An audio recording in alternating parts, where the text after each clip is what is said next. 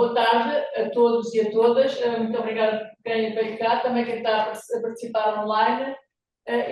O meu nome é Sónia Neves, sou vice-presidente do Conselho Antológico de Sindicatos Jornalistas e este colóquio insere-se numa série de blocos, debates que temos vindo a realizar e começámos também este ano quando faz a Lei de Imprensa, a primeira versão da Lei de Imprensa, faz 50 anos. Neste colóquio, estes colóquios pretendem ser para debater e refletir sobre os temas, mas também de alguma forma para nos ajudar, porque muitas das vezes somos chamados a deliberar sobre determinados assuntos, queixas que recebemos, e estes colóquios também nos ajudam um pouco a ter algum trabalho e a perceber um pouco como é que estas coisas funcionam. Este colóquio é sobre, portanto, jornalismo e publicidade, artigos ou produtos, mensagens patrocinadas, parcerias, onde é que acaba o jornalismo, onde é que começa a publicidade. Isto é um tema que cada vez mais tem pertinência e, sobretudo, é um tema bastante atual. E nós, quando decidimos organizar esta mesa, convidámos determinadas pessoas de determinadas áreas e que aceitaram o nosso convite e agradecemos a vossa participação. Nós temos aqui, eu vou passar a apresentar a nossa mesa, temos o Valdo Baldi, que é sociólogo, e é vogal da Obercon, que tem realizado vários estudos sobre a comunicação social. Ele tem trabalhado nesta área, neste momento é professor e faz investigação no Instituto Universitário de Lisboa, portanto, e entre os vários estudos que a Obercon realizou, eu destaco um que era precisamente sobre portanto, que era precisamente sobre, portanto, a importância ou o impacto do chamado branding na comunicação social, que eles estudaram não só do ponto de vista das próprias empresas, como do ponto de vista dos jornalistas, como do ponto de vista dos consumidores. Depois tem a doutora Carla Martins, que é vogal da entidade reguladora para a comunicação social e que também este tema também tem sido uma preocupação da ERC. Tem realizado, além de recomendações e de queixas também que têm sido nessa área, tem realizado estudos sobre esta matéria. Recentemente fizeram, portanto, um inquérito onde falaram com vários operadores e empresários desta área e também tentaram perceber e analisaram determinados conteúdos jornalísticos e as questões era perceber quando é que os conteúdos jornalísticos, como é que se distinguem, se há uma clara distinção entre esses conteúdos, e no decorrer desse trabalho fizeram, de facto, depois uma diretiva sobre esta matéria. Temos à minha direita, temos a Anabela Natário, além de jornalista, escritora, tem um curso bastante nesta área de jornalismo, dirigiu, tanto teve no Expresso e no Correio Internacional, onde teve cargos de editoria, de chefia. Também fez parte do Sindicato de Jornalistas, como vice-presidente, da vogal e vice-presidente, e também do Conselho Deontológico como vice-presidente. E, além disso, a última entidade que nós ainda esteve foi da Comissão de Carteira para os Jornalistas, que tem a capacidade, como sabem, de atribuir, renovar ou suspender a carreira profissional de jornalistas. E também aqui temos muito assunto para trabalhar. Online está connosco o Nuno Francisco, que é o diretor do Jornal do Fundão, que é uma referência para todos nós, que hoje vai fazer 80 anos, e é, de facto, é um exemplo da resistência que temos a si, e por cima de estar sediado na Covilhão, uma cidade do interior, e, portanto, com tudo que isso pode acarretar em termos de dificuldades, e também é professor e investigador.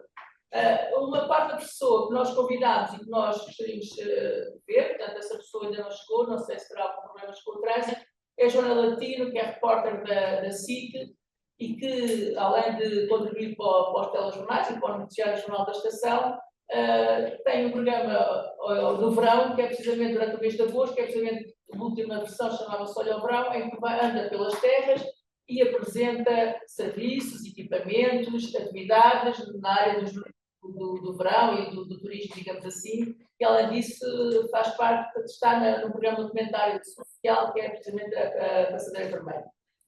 Mais uma vez, obrigada. Então vamos começar o nosso debate. Eu vou começar pelo sociólogo Valdo Baldi e, no fundo, queria saber alguns trabalhos que fez, que conclusões é que tirou. Vocês, por exemplo, no vosso trabalho, começaram por fazer uma análise do financiamento das dificuldades financeiras dos meios de comunicação social, que é uma realidade. Portanto, nós temos que pensar nisso. E há vários textos depois a falar sobre isso. É evidente que temos valores do jornalismo, temos o código antológico, que tem que ser respeitado. Mas há também uma realidade que é a dificuldade financeira dos meios de comunicação social. Vocês até fazem um estudo sobre a questão da publicidade, como é que ela se prevê. Como é que, no fundo, estas questões se podem conjugar? Mas primeiro queria que falasse sobre então, os vossos estudos e os vossos trabalhos sobre estas áreas. Sim, então, muito obrigado. Muito obrigado pelo convite. Agradeço quem está presente, quem está por remoto. De fato, o meu estudo já tem alguns anos, e, portanto, surpreendeu-me como é que continua a ter alguma atualidade no contexto que estamos no início. Tem 4 anos, sim. Tem 4 anos, mas, por exemplo, se hoje tivesse que voltar a dar contexto a esta realidade, acrescentaria mais alguns capítulos àquele estudo. Naquela altura, o que estava mais a chamar a atenção era a questão dos conteúdos patrocinados, que não eram claramente exatamente visíveis, assinalados como patrocinados, e, portanto, criando esta confusão, ambiguidade entre conteúdos jornalísticos e continua a ser um problema, eu sei, da discussão, nomeadamente de âmbito ético, e de respeito aos públicos também. Sim, a questão financeira continua a ser a questão das questões, porque é aquela que, de alguma forma, preocupa os jornais, as editoras, os jornalistas, que estão num processo laboral bastante uberizado, como se costuma dizer, que não está sujeito a práticas e a estilos de trabalho que muitas vezes podem deslizar para processos laborais confusos, podem ser opacos por escolha, por utilização de SBAT, com outras questões. Se eu tivesse que assinalar aspectos que na contemporaneidade são ainda mais problemáticos para este contexto, enfatizaria, em primeiro lugar, como esta confusão, esta promiscuidade migrou muito para as redes sociais, onde há algum protagonista por parte de opinion leader ou influencer, que também tem alguma característica na maneira de se apresentar de jornalistas, que ali criam, junto de lendas, de discursos, de produtos, podemos dizer, mediáticos, onde a mistura entre entretenimento, informação, publicidade, deixa de ser difícil de ser identificada e até agora também regularmente legislada. Porque se é verdade que temos alguma legislação boas práticas, mais práticas, no que diz respeito à comunicação social, que vigora com aquela mais, dizer, não necessariamente offline, porque todos os meios já estão plataformizados online. Mas o território, o terreno das redes sociais é um terreno que, para mim, preocupa-me bastante, porque a camuflagem entre notícias e publicidades é ainda mais difícil de ser enquadrada e até agora não me parece que tenha sido algo muito debatido. Quando nós escrevemos aquele relatório, de fato depois reparamos que depois de um tempo alguns jornais começaram a exercer e desenvolver práticas mais emancipadas face aos conteúdos patrocinados que não estavam bem assinalados anteriormente. Portanto, há periódicos, jornais que começaram a trabalhar com equipas distintas, conteúdos editoriais jornalísticos, e equipas que trabalham para conteúdos comerciais. Houve periódicos, jornais que começaram a dar uma rotulagem diferente para os conteúdos patrocinados e, portanto, destacando, dando logo a entender que alguns conteúdos eram não do jornalismo, mas da publicidade, das marcas. E, começou também a haver um jornalismo oriundo das marcas, mesmo das marcas, que começou a produzir, podemos dizer, uma espécie de conteúdos mais éticos, porque diretamente reconduzíveis às marcas, não sei, marcas de desporto. Eu ia dar 10 minutos a cada pessoa, não sei se quer depois avançar. Eu estou a falar demasiado? Se já está a 10 minutos mesmo. Incrível. Então, por enquanto, eu deixo aqui. Tá bem. Então, sim, mas onde é que eu consigo... Tá bem. Então, não, é só para dizer que, desde aquele relatório, houve algumas mudanças, algumas positivas, mas novos contextos problemáticos também emergiram. Depois podemos voltar a rematar. Eu agora pensava a Carla Martins, porque quando fala em redes sociais, nós, pelo menos na área do jornalismo, não entendemos isso como fazendo parte do jornalismo. E, portanto, temos alguma dificuldade em fazer isso e, portanto, aqui estamos mais focados nas questões do jornalismo. A ERC fez, de facto, um estudo muito mais recente, teve a avaliar essa situação, sabia, de facto, essa separação do que é o conteúdo noticioso e o conteúdo publicitário, promocional, patrocinado, portanto, também pode dizer-nos, então, que este estudo foi recente, foi ano passado, em finais do ano passado, portanto, pode ser. Sim. Em primeiro lugar, uma boa tarde a todas as pessoas que estão aqui presencialmente e também que estão online. Quero muito agradecer o convite que foi dirigido à ERC para estar a participar, do Centro Deontológico, estar a participar neste painel, é um prazer. Cumprimento também todas as pessoas que estão a participar no painel.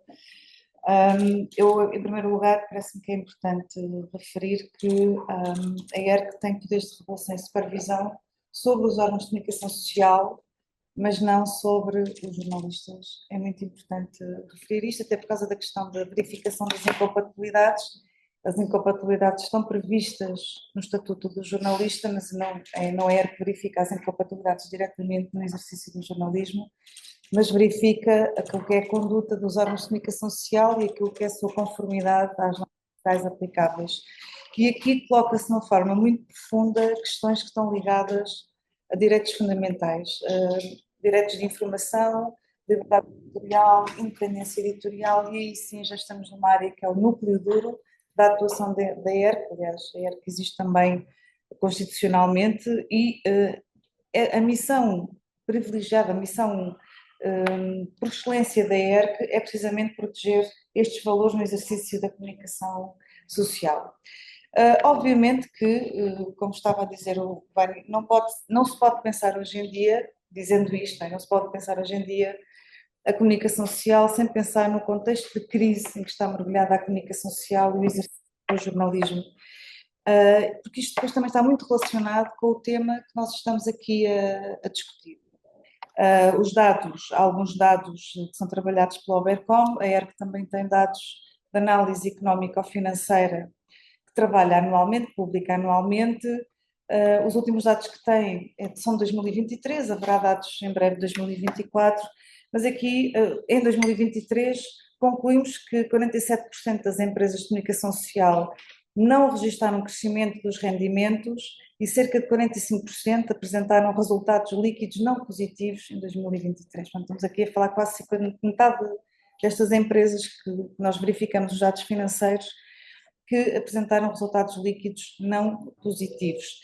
E há outro aspecto importante, é que a publicidade continua a ser a principal fonte de financiamento, não obstante o decréscimo do investimento publicitário que foi transferido, como nós sabemos, para o online e, em particular, para as plataformas online. Claro que isto levou à necessidade dos órgãos de comunicação social procurarem fontes de financiamento alternativas, não é? Essas fontes de financiamento, pelo nosso estudo, essas fontes de financiamento ainda não são tão significativas quanto isso, mas percebe-se que há um movimento de diversificação das fontes de receitas.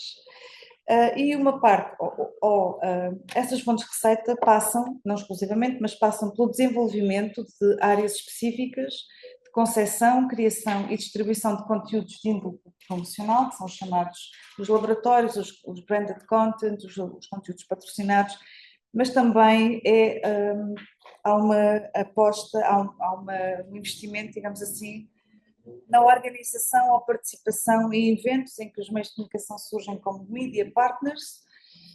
E por outro lado também vemos jornalistas a participar e serem hosts e moderadores de eventos.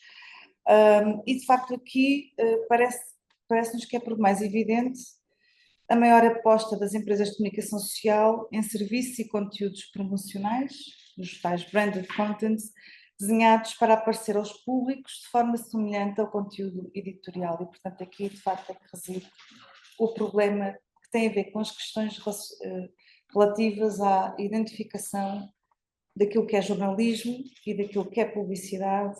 Há cada vez uma maior hibridização em certas áreas da comunicação social, em certos conteúdos que são publicados, há cada vez mais dificuldade em perceber o que é realizado, o que é um conteúdo jornalístico, o que é um conteúdo publicitário e comercial.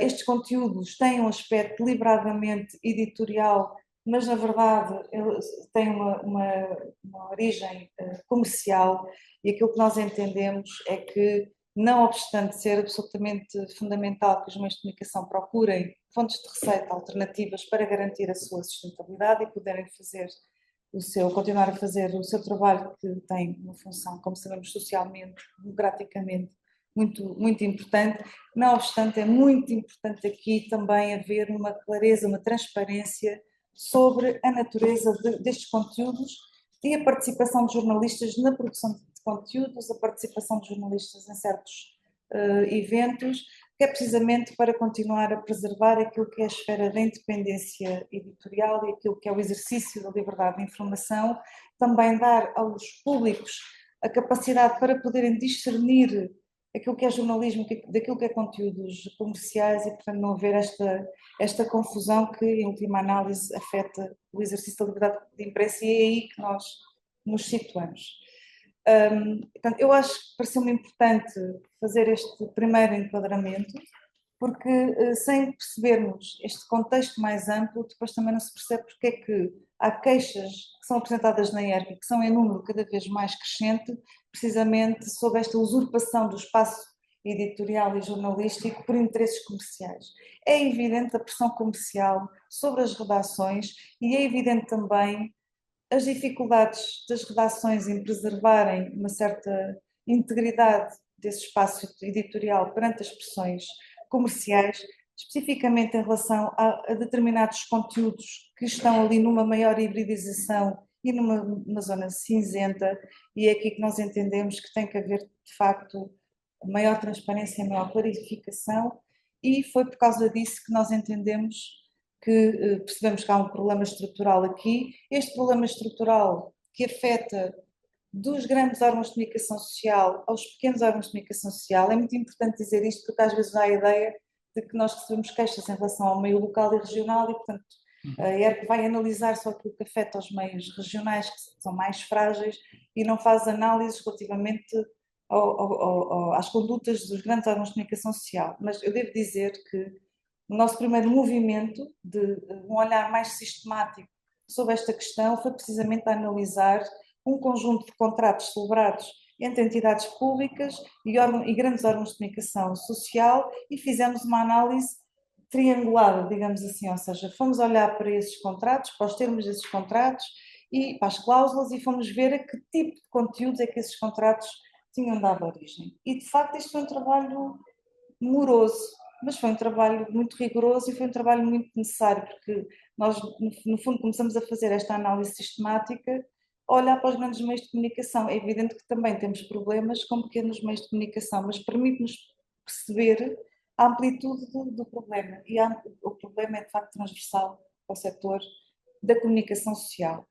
Foi aí que nós decidimos que tínhamos que aprofundar o estudo deste problema, tínhamos que iniciar uma intervenção regulatória, porque de facto há práticas que põem em causa normas regulatórias, legais, éticas e deontológicas, e como é que nós podemos contribuir positivamente para esta questão, estudá-la em primeiro lugar, para termos mais dados, e foi aí que nós realizámos o estudo que a Céu estava a referir, publicámos no início deste ano e, em paralelo, decidimos elaborar uma diretiva. A diretiva, neste caso, é um tipo de ato que a IERC pode elaborar, pode adotar, mas não tem caráter vinculativo. Mas, no fundo, aquilo que nós procuramos com uma diretiva é reunir boas práticas e agregar um conjunto de recomendações que nós entendemos que são recomendações que podem ser úteis para os órgãos de comunicação social adotarem práticas mais consentâneas com normas legais e normas éticas, que é aquilo que nos preocupa, não é? No fundo, aquilo que nos preocupa é até que ponto é que este problema, neste momento, das fronteiras entre a publicidade e o jornalismo está a erodir a integridade do espaço editorial, a integridade do direito à informação e está a erodir a independência editorial. Temos noção, por exemplo, que, e depois poderei retomar, mas só para dizer isto, também para voltar aqui um bocadinho a um contexto um bocadinho mais amplo. Muito recentemente, a Repórteres Sem Fronteiras divulgou o seu último ranking sobre o estado World Press Freedom, portanto o estado da liberdade de imprensa no mundo, e concluiu que houve uma degradação do estado da liberdade de imprensa no mundo mais recentemente, em parte devido à situação de fragilidade económica dos órgãos de comunicação social, e apela mesmo, a Repórteres Sem Fronteiras apela mesmo a um novo pacto, a New Deal, para o jornalismo, com a finalidade de reconstruir a indústria de média noticiosos. E, portanto, gostaria de ficar por aqui, mas só para termos noção de que este é de facto um problema que afeta a realidade nacional, afeta a realidade de outros países, e o que está aqui em causa de facto é esta proteção da independência livre. São valores fundamentais no exercício da comunicação social livre, e é por aqui que nós queremos intervir e contribuir. Muito obrigada. Então, pronto, Carla Martins já explicou quais são as funções da ERC e vou passar à Anabela Natália. Como eu disse, pertenceu à anterior Comissão de Carteira Profissional de Jornalistas, que é quem cabe e também recebe queixas, de facto, renovar, conceder e suspender a carteira profissional. E, portanto, da tua experiência deste tempo, os trabalhos também que realizaram, até porque houve aí algumas polémicas também. Em termos de concessão ou não de carteira. Eu já não sou daqui. Eu sei. Eu acho que vale a pena dizer que convidámos. Pronto, está aqui a minha Presidente a dizer, vale a pena dizer, nós convidámos, portanto, tal como enviámos um convite oficial para a entidade reguladora da comunicação social, também o enviámos para a Comissão de Carteira. Simplesmente, neste momento, a Comissão de Carteira ainda está em fase de instalação e não nos pôde... Está a ser Presidente. Está bem, e não nos, exatamente, e portanto não teria ninguém e portanto acabámos e pedimos, portanto a Anabela Natália, como já esteve e tem esta experiência, que fez o favor de aceitar o nosso convite. Agradeço o convite também e cumprimento todos cá e lá. Eu não tenho nenhum estudo científico, porque também não é a minha função, mas sigo os estudos. O que eu quero dizer com isto é que o que eu tenho é uma experiência. E a experiência de jornalismo são 44 anos. E estou a dizer isto só por uma questão, é que quando eu entrei há 44 anos, o problema era o mesmo. A dimensão agora é maior porque é global e porque temos a internet, mas o problema era exatamente o mesmo. Ou seja, a publicidade forçava a que se fizessem anúncios disfarçados de notícias. E os jornais começaram com uma grande inovação, que aliás, a grande inovação foi do Correio da Manhã, onde eu comecei, e portanto assisti a isso. Foi o primeiro jornal a fazer os patrocínios. E o patrocínio, já agora, só para enquadrarmos também este assunto, o patrocínio era uma coisa que hoje chamam a parceria, não é? Era, por exemplo, havia uma corrida de motos, o Correio da Manhã patrocinava, qual era a contrapartida que dava por causa desse patrocínio? Era fazer a notícia da corrida. Mas acontecia também uma coisa bastante interessante. Embora uma pessoa, quando é jovem, entra na profissão, não fica a pensar que há coisas que não deve fazer logo, não é? Começa a perceber depois, mas por acaso até nem foi nem era essa a questão, porque quem ia fazer isso? Imaginemos que eu ia fazer uma corrida de motos, aquilo corria mal. era patrocinado pelo Correio da Manhã, mas corria mal. Eu escrevia que aquilo correu mal. Eu não tinha qualquer problema em fazer a reportagem tal qual ela é, tal qual tinha acontecido, tal qual eu tinha visto, nem nunca tive, digamos, esse problema lá, enquanto jornalista. E agora, o que eu... e durante estes anos todos, sempre houve essa pressão, não é? Nós começámos a fazer, lembro-me, que quando surgiu a questão dos patrocínios, nós começámos a fazer mais força para que não houvesse cá notícias disfarçadas. Então, havia esses patrocínios. Obviamente que deve ter acontecido, com certeza, de algumas coisas disfarçadas, mas não posso dizer, não fiz. E já agora, porque isto também é assim uma espécie de uma conversa, vou saltar para dizer agora por causa do não fazer. Já agora do ponto de vista do jornalista numa redação. É que é fácil, por exemplo, uma pessoa como eu, se estiver numa redação, que já não estou, mas se estiver numa redação, para mim era fácil, embora tenha sido um bocadinho sempre pressionada, mas era fácil até dizer eu não faço isso. A lei protege-me, há várias, há o Estatuto de Jornalista, há a lei da imprensa, há os códigos, há uma série de coisas que me protegem. Portanto, eu não faço. Mas quem acabou de entrar? Como é que responde que não faz? Eu fartei-me de dizer, tens que responder, tens que não sei o quê, mas a verdade é que como é que as pessoas que estão dependentes, porque é muito fácil pôr na rua uma pessoa qualquer, dizem que não, mas é, ou pôr de lado, até que a pessoa se farte, que aconteceu a muita gente, e portanto eu reconheço que essa parte não é fácil, mas também não sei bem como é que se resolve, não é? E antes era mais fácil de resolver porque a redação era mais estanque. A administração, de facto, tinha muita dificuldade em entrar numa redação, as administrações. Mesmo o diretor era sempre, ao longo destes anos, por essas alturas, não mais para cá, mas mais para lá, o diretor, sempre tive diretores que faziam uma parede entre a administração e a redação. E para mim, um dos problemas hoje desta infiltração da publicidade e da cedência a esta pressão da publicidade tem precisamente a ver com o facto de as administrações agora decidem. E escusam de dizer que não é assim, mas é assim. Chegam ao pé do diretor e dizem isto acabou, isto não é assim, isto tem que se fazer desta maneira, e depois, ou aquilo anda tudo num grande rebuliço, ou faz. E, portanto, não é fácil. Eu reconheço todas essas coisas que disseram, de que não há dinheiro, que é um problema, um negócio, a publicidade, etc., por aí fora, mas, aliás, a publicidade está a cair nesse aspecto, está a cair desde o ano 2000, aliás, começou a cair nos anos 80, já estava a cair, em 90 caía, e em 2000 deu um trambolhão, e já não é muito menos de 30% do que é preciso para, eu agora falando na imprensa escrita, para sustentar, mas durante anos estivemos todos a dormir. E, portanto, achámos que a coisa ia caindo, mas nós tínhamos sempre qualquer hipótese, ou então não ligávamos nenhuma também, etc. Veio o digital. E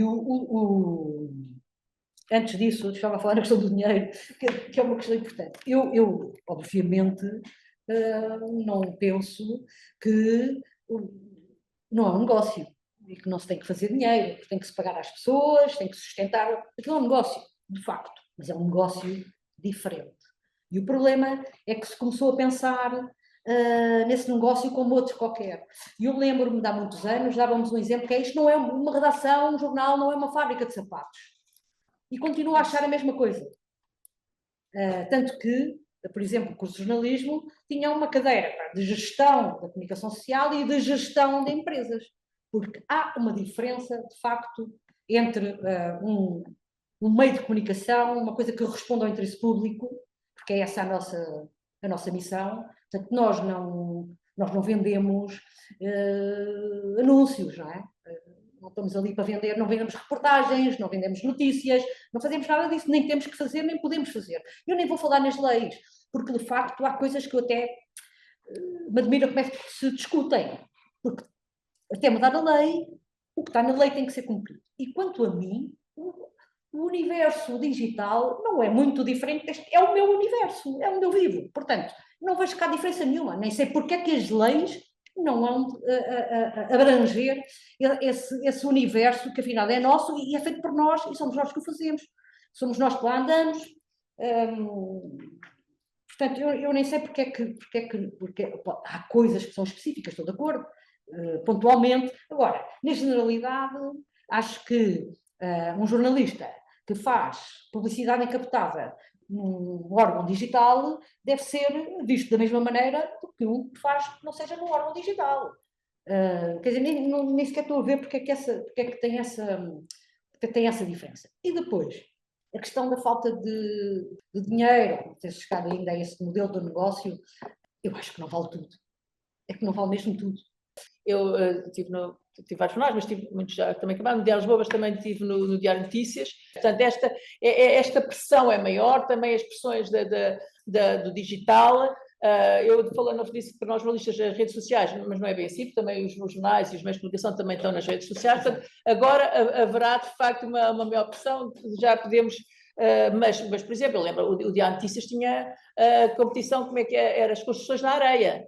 Era uma forma de arranjar um evento, de facto, e depois alguém patrocinava, era mais... E nós íamos fazer as construções, dizíamos quem ia fazer a reportagem. Sempre houve estas questões, de facto, agora a pressão é maior, a dificuldade é maior. Falavas em termos de jornalismo, sempre teve dificuldade, mas para mim, podia haver dificuldade em termos publicitários, mas havia o pequeno anúncio, que hoje já não existe. Para mim, os anos 90 foram os anos de ouro de jornalismo, havia dinheiro para investir, aparecer nos jornais, as televisões privadas. Mas não penses no papel hoje. Hoje não é pensar no bem, papel, agora online. Desculpa, não quero estar aqui...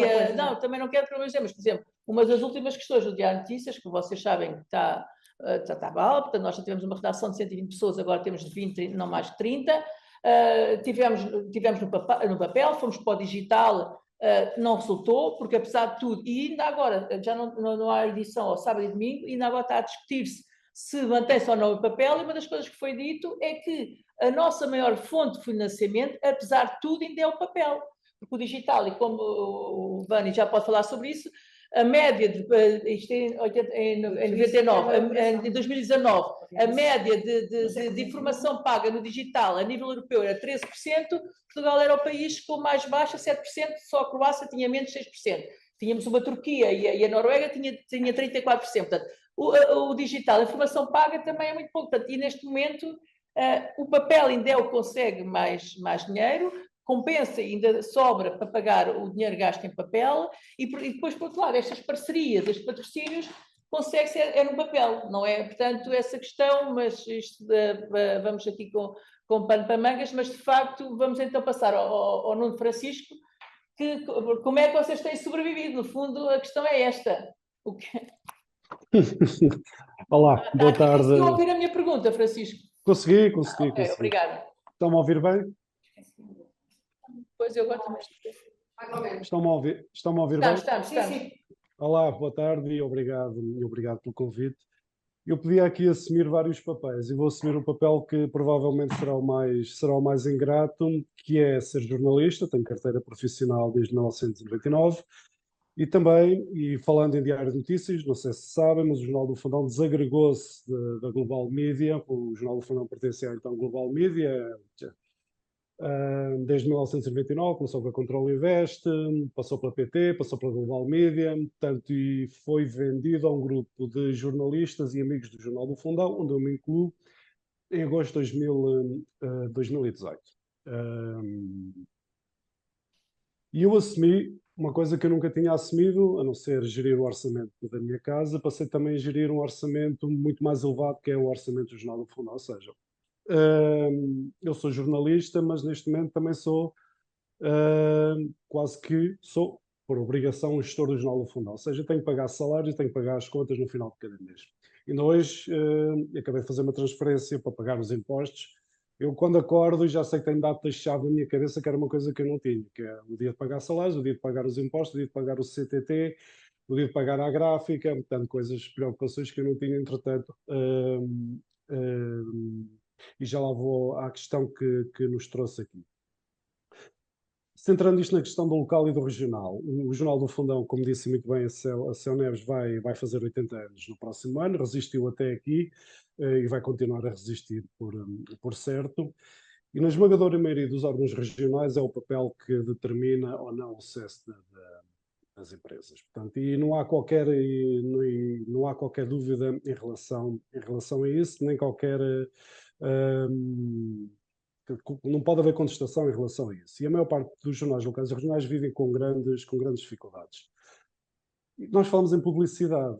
E, obviamente, a publicidade é aquilo que garante ou não o pagamento destas contas todas, em grande parte, o pagamento destas contas todas que eu falei. Só que há aqui vários problemas em relação à questão da publicidade. Nos anos 90, que já foram aqui referidos, e para não ir mais atrás, se eu quisesse abrir um jornal, eu sabia que tinha 3 grandes fontes de rendimento para manter o meu negócio, e que o negócio, entre aspas, vivo. Era as vendas em banca, os assinantes que recebiam o jornal em casa e a publicidade. Em 2025 tudo isto está degradado, absolutamente degradado. O que está em degradação absoluta é o modelo de negócio tradicional e que agora desde o surgimento da imprensa moderna, meados do século XIX. Porquê? Como é que funciona o jornalismo? Como é que funcionam as empresas que sustentam historicamente o jornalismo? O que nós fazíamos e fazemos, e se fez sempre, é uma espécie de aluguer das nossas audiências aos anunciantes. Ou seja, os anunciantes tinham interesse no prestígio do título e, sobretudo, nas audiências que alcançavam através desse título.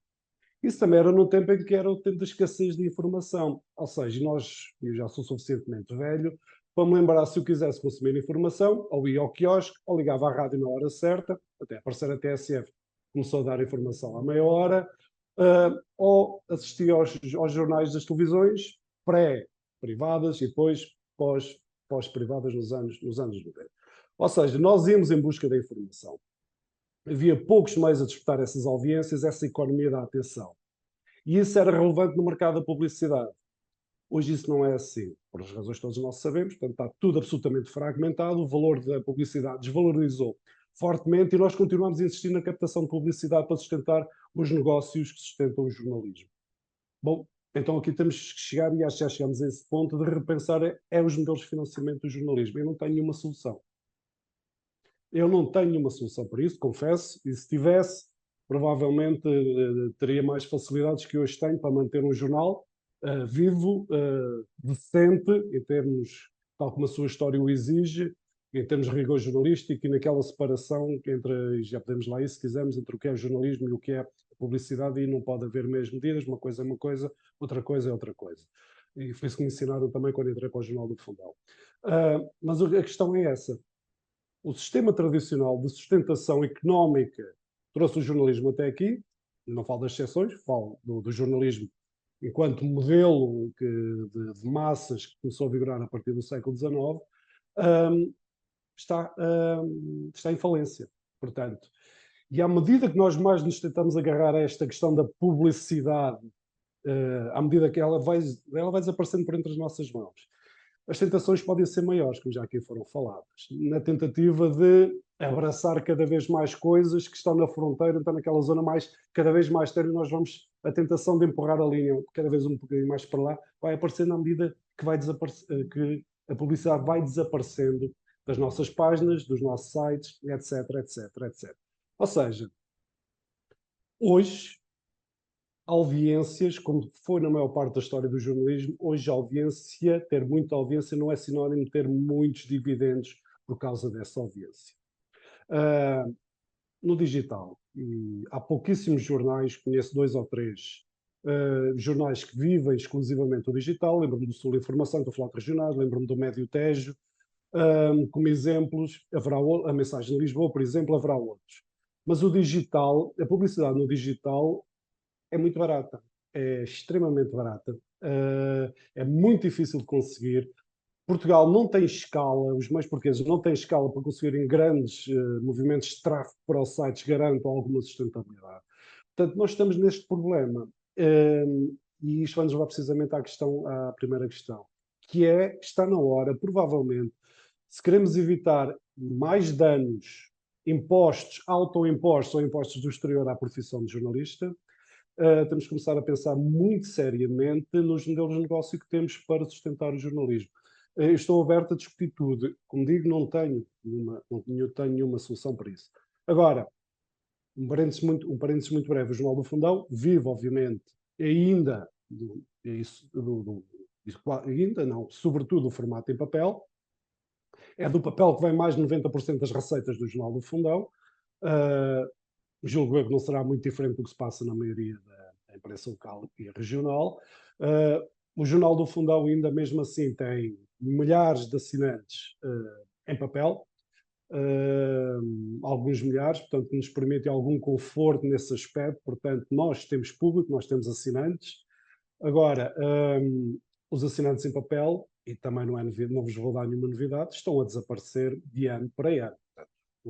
Nós partimos de uma base relativamente alta, o Jornal do Fundão tinha muitos assinantes em papel, mas estamos a perder assinantes de ano para ano, assinantes em papel, e eles não estão a ser convertidos em assinantes de conteúdos digitais. Portanto, voltamos sempre ao mesmo. Precisamos de cada vez mais publicidade, não existe, para tentar colmatar perdas que vêm de outros sítios. Portanto, é isto, é uma luta diária. O Jornal do Fundão tem projetos especiais, faz projetos especiais, mas isso faz parte um pouco também da tradição do Jornal do Fundão. O Jornal do Fundão, em 1985, até tenho aqui os livros da minha secretária, em 1985, peço desculpa, organizou as primeiras jornadas da Beira Interior, que é um fórum de discussão de desenvolvimento regional. O Fundão fica na Beira Interior, como sabem, que é uma das regiões menos ricas, chamamos assim, do país, e onde não há tantas empresas, ou não há uma fluidez empresarial que nos permitam ter um mercado que possamos trabalhar em termos de publicidade que existem noutras regiões do país. O que o Jornal do Fundão faz historicamente é, neste caso, como são projetos também apoiados, sim, e não é de agora, já vem desde os anos 80, como disse, primeiras jornadas da Beira Interior são projetos sobretudo ligados ao desenvolvimento regional, criando fóruns para debater aquilo que é e que são e continuam a ser muitas das debilidades regionais. Não temos a tradição de fazer reportagens patrocinadas, não é algo que o Jornal do Fundão se dedique, nem é algo. Já se fizeram conteúdos naturalmente para suplementos, mas não são jornalistas que os fazem. Portanto, nós tentamos sempre manter esta fronteira bem definida. Agora, obviamente que as dificuldades estão aqui todos os dias e há empresas e há órgãos de comunicação que todos os dias são tentados com essas parcerias, com essas reportagens mais ou menos laudatórias. Portanto, à medida que o dinheiro vai desaparecendo e à medida que as contas continuam a aparecer e o dinheiro a ser cada vez menos, estas tentações vão aparecendo. Vou voltar ao mesmo. É preciso repensar seriamente um modelo de negócio para sustentar o jornalismo livre e independente. Órgãos de comunicação social fracos, débeis economicamente, põe-se à mercê. Como se diz, põe-se a jeito. E nenhum de nós quer isso, ninguém quer isso, nós não queremos isso, o público não quer isso. Muito obrigada. Então se me permitem, vou fazer aqui uma segunda ronda e vou voltar ao Vânia Baldi, até porque vocês também analisaram a preocupação junto tanto das empresas como dos consumidores e como dos funcionários ou dos profissionais relativamente a esta questão.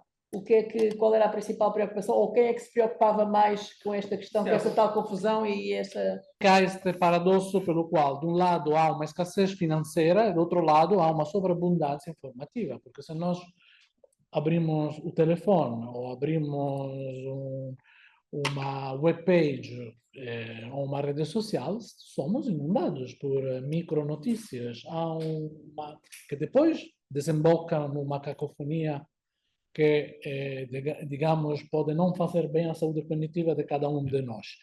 Mas é interessante como, na realidade, o modelo de negócio atual, mais assente no contexto digital, é um modelo de negócio onde, mais que a economia da atenção, é uma economia da reação, porque o que se busca é uma partilha, é algo viral durante uma hora, meia hora.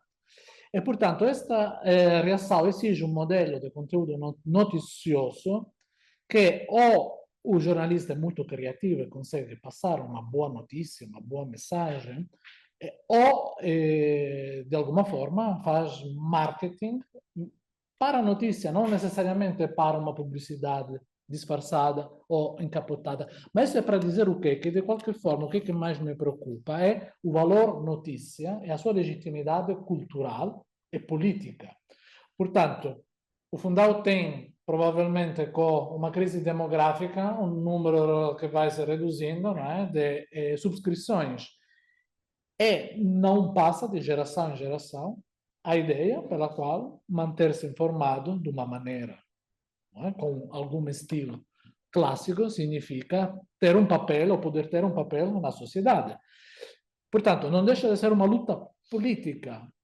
É porque depois, claro, só investindo publicamente, ou seja, os meios de comunicação que internacionalmente conseguem aguentar e fazer um jornalismo independente, que nós ou tem por trás empresas gigantescas, fortes, robustas e até com uma vocação para um tipo de mercado que pode dar prejuízos, ou conseguem ter projetos de crowdfunding, ou seja, arrecadação de fundos, financiamentos europeus, participação a projetos públicos que permitem um financiamento que lhe dá aquela força para não ceder às pressões dos anunciantes. Contudo, se um jornal ou uma televisão tiver uma parte do seu produto dedicado a produtos comerciais, para mim tudo bem, desde que não seja camuflado. Me preocupa o fato que a informação, o jornalismo, parece perder cada vez mais sex appeal pela função que desempenha, que originariamente, ou seja, tem por trás um ofício democrático, não é? Este é reconhecido ou não?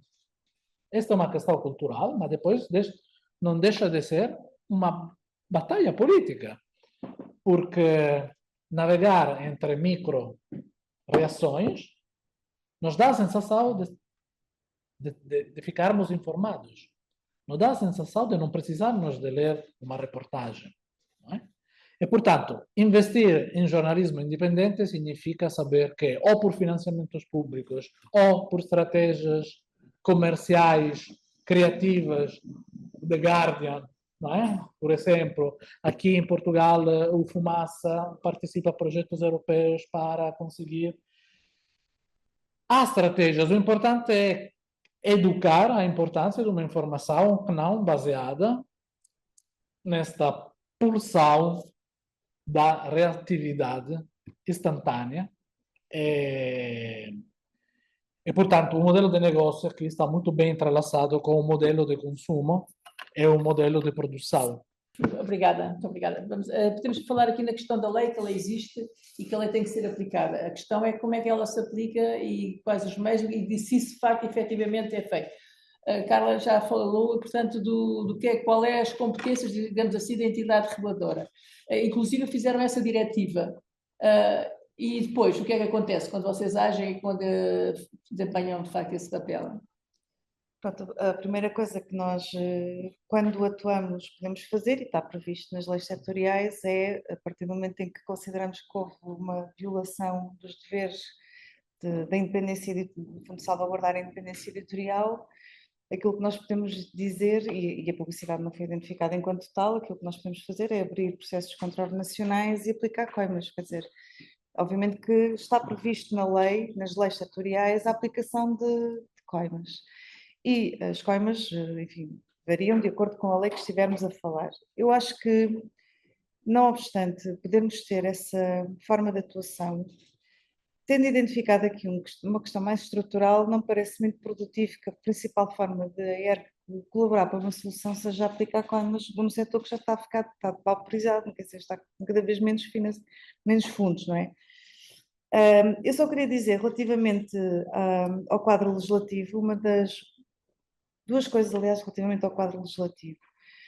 A primeira coisa é que, quando nós olhamos para o quadro legislativo, aquilo que nós encontramos são leis setoriais que são, de certa maneira, dispersas e não exatamente congruentes e consistentes entre si, precisamente porque elas foram aprovadas, foram adotadas em períodos diferentes do tempo. Quando olhamos para a lei da televisão, para a lei da imprensa, para começar, a lei da imprensa é de 1999, é quase praticamente antes da internet. Eu já disse isto em vários sítios, portanto, mas a verdade é que ela ainda não foi atualizada e, de facto, mesmo aquilo que nós podemos entender, porque isto é importante porquê? Porque aquilo que nós podemos entender por publicidade e outras formas publicitárias estão definidas na lei de imprensa de uma forma que depois, quando olhamos para a lei da rádio e a lei da televisão, já há um aprofundamento, um desenvolvimento legislativo, até por força do direito europeu, da adaptação do direito europeu à realidade nacional, e que são formas muito mais detalhadas, mais sofisticadas. Por exemplo, a questão do patrocínio.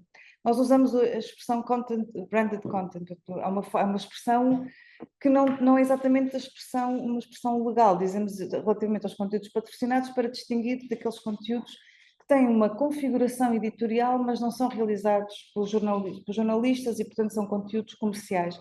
Mas, na verdade, mesmo o patrocínio tem certas características do ponto de vista da lei, portanto, tem que obedecer e tem que ser identificado como tal. Olhamos para a lei da rádio, para a lei da televisão, mas eu não queria entrar aqui com toda a franqueza em tecnicalidades e estarei sempre disponível para discutir as tecnicalidades quando quiserem, mas se calhar aqui vamos aproveitar o tempo de outra maneira. O que eu quero dizer é que há incongruências no sistema, no quadro legislativo, quando olhamos para a lei da imprensa, para a lei da rádio, para a lei da televisão, sabemos que o essencial é salvaguardado do ponto de vista daquilo que é, por um lado, a salvaguarda da independência editorial, a própria Constituição prevê a salvaguarda da independência editorial, mas, e também, por outro lado, outro aspecto muito importante é a garantia da identificação daquilo que são conteúdos publicitários. E isto está salvaguardado na lei e na Constituição. Há o Código da Publicidade também, existe o Estatuto de Jornalista, que o artigo 3º define um conjunto de incompatibilidades, portanto, há um edifício legislativo. O problema é que, quando chegamos a estas situações, destes conteúdos e destas participações específicas de jornalistas em certos eventos, de facto, a lei não é suficiente, não dá a resposta cabal. Aqui as respostas normativas devem ser mais finas, e aquilo que aqui é onde há um contributo da ERC, que é a diretiva procura, de facto, produzir recomendações, dirigir recomendações a estas áreas mais cinzentas, mais de fronteiras, em que há mais hibridização e em que o quadro legal atual não dá uma resposta cabal. E também acho outra coisa, acho que aqui, e de facto estamos a assistir a esta tensão entre a maior pressão comercial sobre a redação, qual é a capacidade da redação para resistir a esses avanços da pressão comercial, e parece-me que aqui uma solução passa por reforçar os mecanismos de autorregulação. Porque estas distinções não são lineares. O que é jornalismo? Há de facto conteúdos e serviços que nos deixam com mais dúvidas. E de facto, não há dúvida que aqui o papel dos mecanismos de autorregulação, e a primeira recomendação que fazemos é reforço dos mecanismos de autorregulação. Os conselhos de redação, códigos internos que tenham normas para salvaguardar a independência editorial, parece-nos que é absolutamente fundamental. Pronto, isto relativamente à reflexão profunda que nós fizemos, estávamos a fazer o estudo, tínhamos que fazer esta reflexão profunda sobre o quadro e as garantias, por um lado, e as insuficiências do quadro jurídico, por outro, e por isso é que intervimos aqui com uma diretiva, tendo consciência de que a aplicação desta diretiva vai depois também depender daquilo que é a própria implementação destas recomendações por parte dos órgãos de comunicação social. A heterorregulação não substitui a autorregulação. A autorregulação tem que fazer parte da solução se quiser defender, a meu ver, a independência editorial. Só para dar aqui uma pequena nota relativamente ao processo de consulta pública desta diretiva. Contámos com muitas intervenções, houve até uma auscultação preliminar até da CCPJ, do Conselho Deontológico, que também contribuiu preliminarmente para esta diretiva. E aquilo que nós encontramos na consulta pública, e tudo isto está disponível, se quiserem consultar estes documentos e estes contributos, portanto, eles estão públicos, a uma certa altura, em relação a certos aspectos, nós percebemos que havia aqui posições inconciliáveis. Isto não é um tema que seja exatamente um tema consensual no setor. E nós tivemos contributos entre visões mais firmes relativamente àquilo que são os limites da atuação e do trabalho dos jornalistas, até contributos em que precisamente absolutizavam não há dinheiro e, portanto, temos que, o quadro legal é anacrónico, portanto, temos que aceitar. Portanto, isso aí, de facto, também nos confrontámos com esse tipo de contributos na consulta pública, inclusivamente a propor que nós reconhecêssemos, enfim, só poderia ser de uma forma um bocado oficiosa, não é? Mas reconhecêssemos na prática a existência de jornalismo patrocinado. Há este conceito usado num dos contributos, jornalismo patrocinado, e nós aí não tínhamos muito para responder. Parece-me que aqui, obviamente, nós tentámos encontrar os equilíbrios necessários entre estes contributos, sem ceder aquilo que são depois os valores fundamentais, que é, no fundo, proteger a independência e a liberdade editorial. No entanto, parece-me que aqui outra das componentes importantes da intervenção da ERC será continuar a trabalhar em articulação com outras entidades, não é? Nomeadamente, há muitas questões que nos são colocadas até pela CCPJ por causa da atribuição dos títulos habilitadores para a atividade, e nós de facto temos aqui trabalhado mais em conjunto com a CCPJ a tentarmos, porque depois sabemos que há determinadas publicações que têm certas características, há dúvidas, a CCPJ sem dúvidas se deve ou não deve atribuir a carteira profissional, e portanto temos estado aqui num diálogo sobre este assunto que é difícil, não é? Porque não há de facto aqui respostas que sejam totalmente lineares da nossa parte, pelo menos entendemos que devemos pensar bem, refletir bem nelas. Depois só queria dizer uma coisa relativamente à realidade digital. Estava a referir que a lei de imprensa é de 1999, portanto, pensar em realidade digital naquela lei de imprensa é, obviamente, uma fantasia. No entanto, aquilo que tem sido a nossa prática é considerar que, quando estamos a falar dos websites, podemos aplicar a lei de imprensa por uma interpretação atualista da lei de imprensa, e entendemos também que páginas nas redes sociais de órgãos de comunicação social que estão registados são extensões dos órgãos de comunicação social, e ali também se aplicam as regras que estão previstas na lei da comunicação social. Nomeadamente porque percebemos que os maiores problemas, e já foi aqui dito, os maiores problemas que identificamos é não só na imprensa, mas sobretudo quando entramos no online, está muito desregulado, e consideramos que também tem que haver regras que sejam aplicáveis às redes sociais, onde há publicação de conteúdos editoriais nas redes sociais, e portanto temos tido esse entendimento e temos também aplicado essas normas às redes sociais, onde de facto nós percebemos que a realidade está muito mais desregulada, e é preciso de facto haver ali também alguma regulação, digamos assim. Muito obrigada. Então vou passar aqui a palavra à Anabela Natar, e não esquecendo que ela teve na Comissão de Carteira Profissional de Jornalistas, e até porque não sei se aumentaram as queixas. Por outro lado, eu sei que na altura a Comissão terá feito já algumas propostas neste sentido, era no que estavas a falar em termos do que se registra, não é? E até propunha uma designação que era, portanto, empresas jornalísticas não informativas e empresas informativas. Jornalísticas, exatamente. Querias explicar um bocadinho? Essa era uma proposta. Quanto a isso, cada vez que existe a palavra jornalista, jornalismo, é sempre a mesma coisa para mim. Não muda ou porque está no digital, ou porque está na areia da praia, ou porque vem numa lata de conservas. Não muda. É jornalismo, é informação, é servir o interesse público e não o interesse privado. Não estamos ali para comercializar nada, que é o que faz a publicidade. no caso agora que falarei, não é uma coisa geral, eu falo mais no jornalista e do que o jornalista pode fazer, atenção, não é?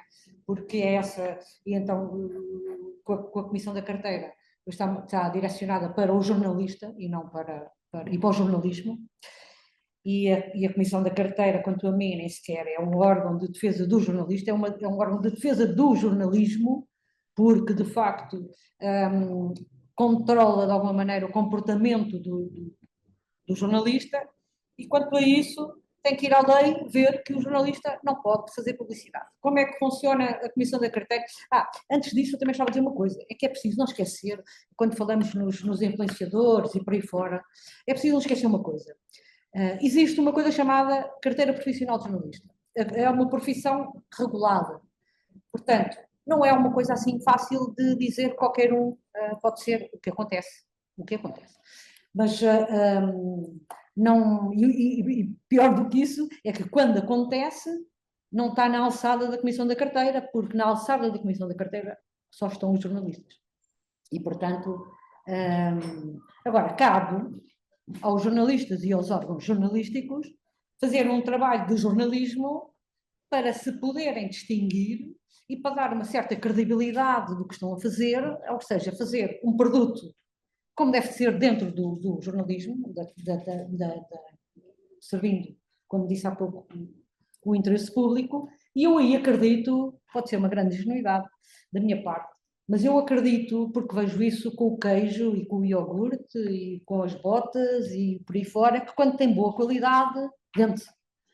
E eu julgo que aqui também não se aposta muito nisso. E quando se quer misturar todos os conteúdos, é porque estamos precisamente, e andamos estes anos todos, de uma maneira ou de outra, que este problema, como já vimos, não é de agora, agora tem a outra dimensão, mas andámos todos, no fundo, a destruir um bocadinho o que é o jornalismo. E por isso estamos todos nesta conversa, e estamos todos nesta questão do modelo de negócio, que eu estou de acordo. Nós temos que pensar num modelo de negócio.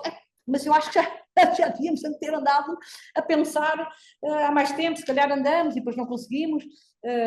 Também erramos muito de início com esta... erramos todos, eu quando estou a dizer isto nem sequer erramos, é uma constatação hoje. É uma constatação, nós fomos para o digital a pensar que aquilo era o papel, e portanto fomos para ali com a mesma cabeça, fazer as mesmas coisas, e o digital não é uma coisa completamente diferente. Quanto às leis ainda, eu estou de acordo. As leis precisam de ser revistas e atualizadas, e é uma coisa que eu, no que toca à minha parte, digo há anos mesmo. Não é de agora. Agora, desconfio que não estamos totalmente de acordo numa parte, é que eu sou muito mais... eu acho que as coisas não devem ir ao pormenor, porque senão, imaginemos uma coisa, nós hoje vamos regular uma coisa e chamamos-lhe a internet. Os tempos correm tão depressa e as tecnologias evoluem tão rapidamente que como é que a gente ia fazer se amanhã houver a internet? Quer dizer... ora, aí está.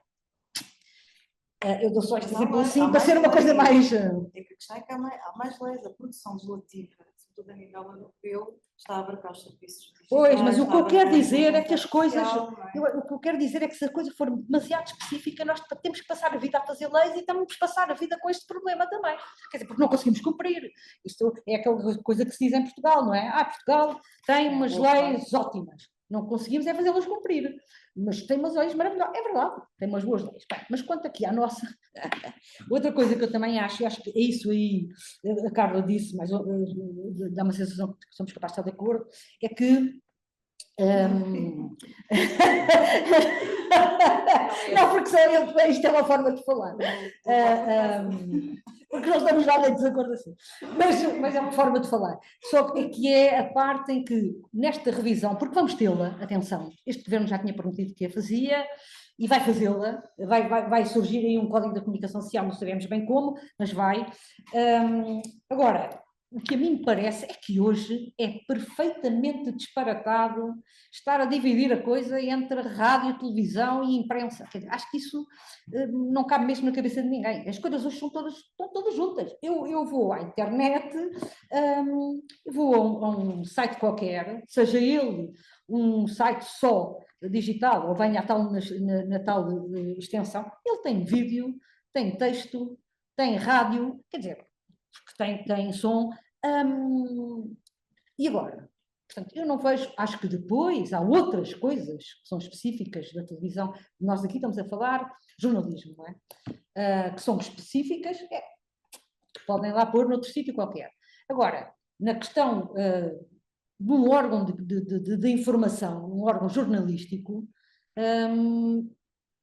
não estou a ver porque é que se há de fazer essa divisão, porque julgo mesmo que o jornalismo, até agora, até ver, é o mesmo em qualquer sítio. E não, eu já tive uma vez uma ideia, não cheguei a concretizar, acho que aliás, passado uns anos apareceu num sítio qualquer e não durou muito.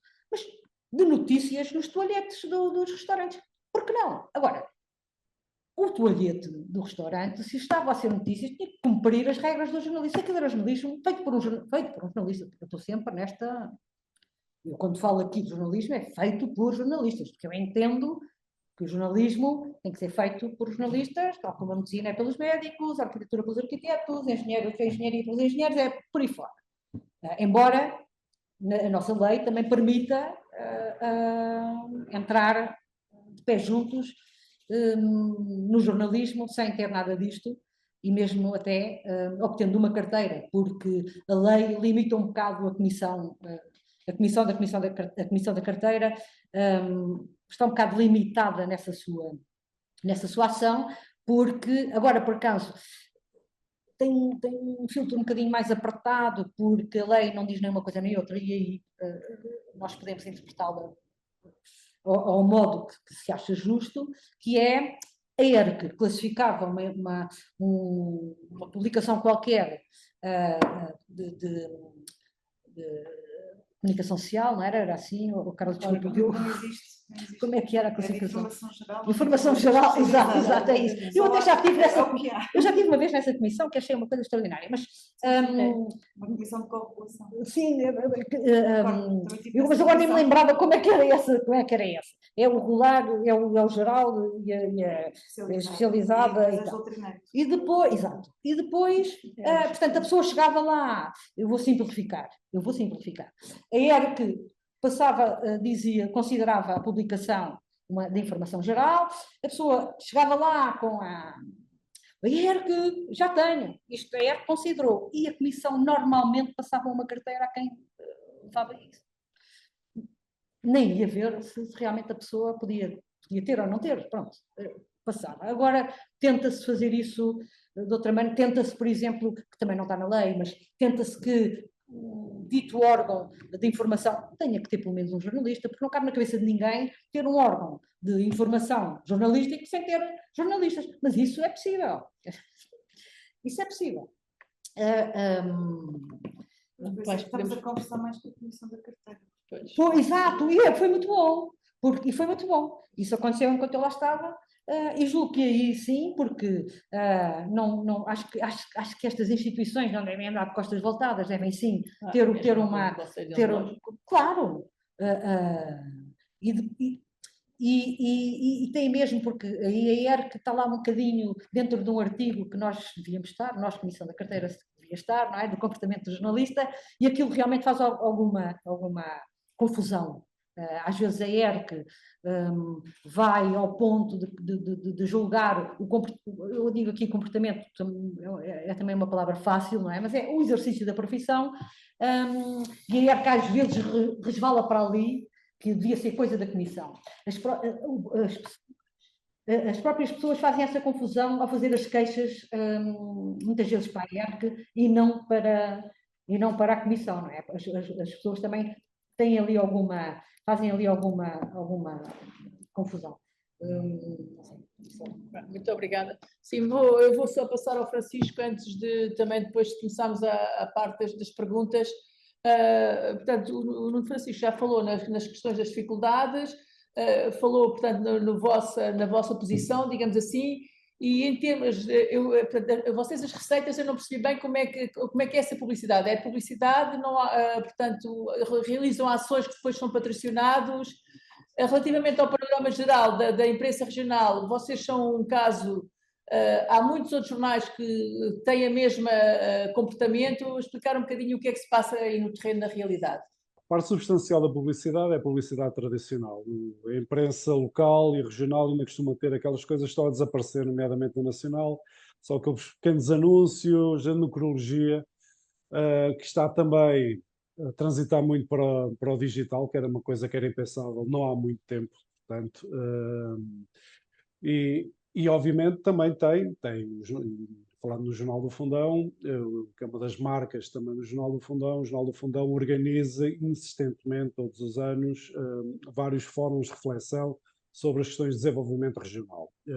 E não só, ainda esta semana, no sábado, por exemplo, neste próximo sábado no Fundão, vamos organizar um congresso sobre jornalismo e memória, precisamente porque passam 60 anos desde que o Jornal do Fundão foi suspenso pelo Estado Novo. O Jornal do Fundão teve suspenso por causa de uma notícia relacionada com a atribuição de um prémio literário a uma pessoa que era presa política, e o Jornal do Fundão teve suspenso aliás, o Jornal do Fundão também é conhecido pelo confronto que a partir de um certo momento começou a ter com o Estado Novo, e essa é uma das ações que fazemos, ou seja, nós não... Tudo o que nós fazemos e tem patrocínios e apoios, chamemos assim, tudo o que nós fazemos tem um sentido, ou seja, neste caso, ligado à questão da liberdade de imprensa e ao jornalismo, questão liberdade e desenvolvimento, peço desculpa, a questão do desenvolvimento regional, ou seja, não fazemos por fazer. Tudo o que fazemos tem propósito, seja para o desenvolvimento, naquilo que nós entendemos devem ser os processos de cidadania ativa, aquilo que deve ser esclarecer as pessoas sobre a importância da imprensa e, sobretudo, a liberdade da imprensa, como vamos fazer, e aquilo que é o desenvolvimento regional, que é numa das regiões mais pobres do país. Portanto, e é isto que é a marca d'água do Jornal do Fundão, que é de sempre, e muitos destes eventos que nós fazemos são patrocinados por entidades, seja por autarquias, seja por outras entidades regionais ou até mesmo nacionais. Já tivemos questões culturais apoiadas pela Fundação Gulbenkian, etc, etc, etc. Ou seja, não fazemos por fazer, não fazemos porque achamos se houver aqui uma feira de enchidos, vamos a correr a fazer reportagem. Não é essa a filosofia do Jornal do Fundão. O Jornal do Fundão faz aquilo que, ou seja, tudo o que nós fazemos queremos deixar uma marca Jornal do Fundão. Portanto, e obviamente que muitas destas coisas que fazemos são apoiadas, são patrocinadas por outras entidades, quer públicas, quer privadas. Outra fonte de receita, como já disse, são os nossos milhares de assinantes em papel, ainda é uma fatia considerável, e também as vendas em banca, que já não são o que era, obviamente, mas que ainda, atendendo ao panorama geral, ainda são de alguma relevância. Eu só quero fazer aqui um breve parênteses, até porque hoje é dia de fecho do jornal e estamos a fechar a edição e vou ter que me ausentar daqui a pouco. Foi falado aqui que, peço desculpa, já não sei quem é que disse isto, mas eu até tirei, fomos para o digital com a cabeça do papel. Julgo que foi a... Exatamente. Exatamente. E depois há aqui um comentário também no chat que é feito, deixem-me só ver se eu consigo, eu não quero roubar a autoria a ninguém. José Armando Martins Mourinho, penso eu, Martins, que é uma das coisas que de facto devíamos pensar. Nós fomos de facto para o digital com a cabeça no papel, exceto uma coisa, que foi oferecer os conteúdos alegremente. Os conteúdos jornalísticos foram oferecidos, escancarados. Naquela primeira fase, aquilo era tudo novo para nós, né? Era um mundo novo, tínhamos que estar presentes, mostrar, só que nós não podíamos estar a oferecer aquilo que no dia a seguir íamos pedir aos leitores para comprarem na banca. Começou aí um processo de desvalorização também daquilo que é o jornalismo. Poder-se-ia dizer, bom, mas fomos buscar os recursos de outra forma. Não fomos. E depois de aberta a caixa de Pandora já não se consegue fechar. Agora há uma tentativa de fechar conteúdos. Parece-me que não está a funcionar.